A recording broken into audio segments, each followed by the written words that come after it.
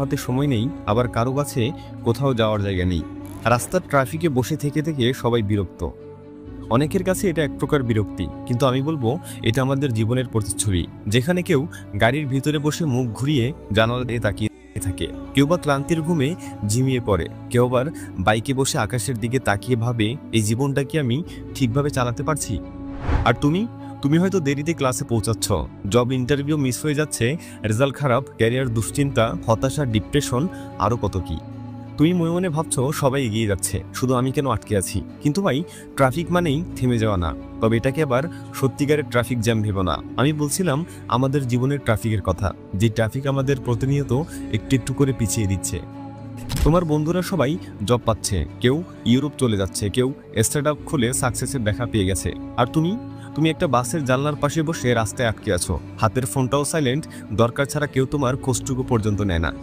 ইনস্টাগ্রামে ঢুকলেই দেখা যায় সবাই সুখী, তাদের সাফল্য যেন তোমার ব্যর্থতাকে আরও বেশি হাইলাইট করে তোলে। আচ্ছা, তুমি কি জানো নেটফ্লিক্সের প্রতিষ্ঠাতা রিড হেস্টিংস প্রথমে একটা সফটওয়্যার কোম্পানির মালিক ছিলেন এবং তার সেই কোম্পানিটা পুরোপুরি ব্যস্ত হয়। তারপর একদিন তিনি ব্লকবাস্টার থেকে একটা ক্যাসেট ভাড়া নেন এবং সেটা সময় মতো ফেরত না দেওয়ায় জরিমানা গুনতে হয়। তখন রাস্তায় ট্রাফিক জ্যামের মধ্যেই তার মাথায় আসে নেটফ্লিক্সের আইডিয়া। হ্যাঁ, একটা জ্যামে আটকে থাকা অবস্থায় তার মাথায় জীবনের সবচেয়ে বড় আইডিয়াটা এসেছিল। হার্ভার্ড বিজনেস রিভিউর গবেষণা অনুযায়ী লেট ব্লুমার্স বা দেরিতে সাফল্য পাওয়া মানুষরা অনেক বেশি আত্মবিশ্বাসী, সৃজনশীল হয়। তারা জানে কীভাবে ব্যস্ততাকে পিছনে ফেলে এগিয়ে যাওয়া যায়, তারা জানে ধৈর্য কাকে বলে। জ্যাকমাকে 30টারও বেশি জব থেকে রিজেক্ট করা হয়েছিল। বন্ধুরা বিশ্ববিদ্যালয়ে চান্স পেয়ে গেলেও 3বার ভর্তি পরীক্ষা দিয়েও তিনি ফেল করত।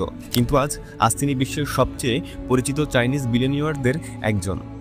স্ট্যানফোর্ড ইউনিভার্সিটির একটা গবেষণায় দেখা গিয়েছে, যারা জীবনের ব্যর্থতা বা পিছিয়ে পড়াকে প্রলগ অর্থাৎ একটা নতুন অধ্যায়ের শুরু হিসেবে দেখে, তারা মস্তিষ্কে ডোপামিন রিলিজ বেশি করতে পারে, যা তাদের আরও দীর্ঘস্থায়ীভাবে মোটিভেটেড রাখে। তোমার আশেপাশের লোকজন পরিবারের গর্ব হয়ে উঠেছে, আর তুমি একটা জায়গাতে আটকে আছো। প্রতিদিন ঘুম ভাঙছে কিন্তু বিছানা ছাড়তে ইচ্ছা করে না, আয়নায় নিজের মুখটা দেখলে লুজার মনে হয়। হতাশা এমনভাবে পেছনে লেগে থাকে যেন এটাই ভবিষ্যৎ। কিন্তু কেউ বুঝতে চায় না তোমার ভেতরের যন্ত্রণা, তোমার চেষ্টা, তোমার না পাওয়ার আক্ষেপ। সবাই শুধু ফলাফল দেখে, কিন্তু একবারও কি ভেবে দেখেছো তোমার যাত্রাটা এখনো শেষ হয়নি, এখনো অনেক কিছু বাকি। তুমি ব্যর্থ হও তাতে কোনো সমস্যা নেই, কিন্তু এরপর আবার চেষ্টা করো, এটাই তোমার শক্তি। আজ তুমি পিছিয়ে আছো ঠিকই, কিন্তু আগামীকাল কি হবে সেটা সৃষ্টিকর্তা ছাড়া আর কেউই জানে না। সবার জীবন একই ছকে চলে না, কেউ দ্রুত শুরু করে, কেউ ধীরে, কিন্তু শেষটা শুধু তারই হয় যে থামে না। পৃথিবীর অনেক সফল মানুষ লাস্ট বেঞ্চার ছিল, যাদেরকে সবাই অবহেলা করত, কিন্তু তারাই একদিন প্রমাণ করেছে সময় সবার জন্যই বদলাতে বাধ্য, যদি তুমি হাল না ছাড়ো।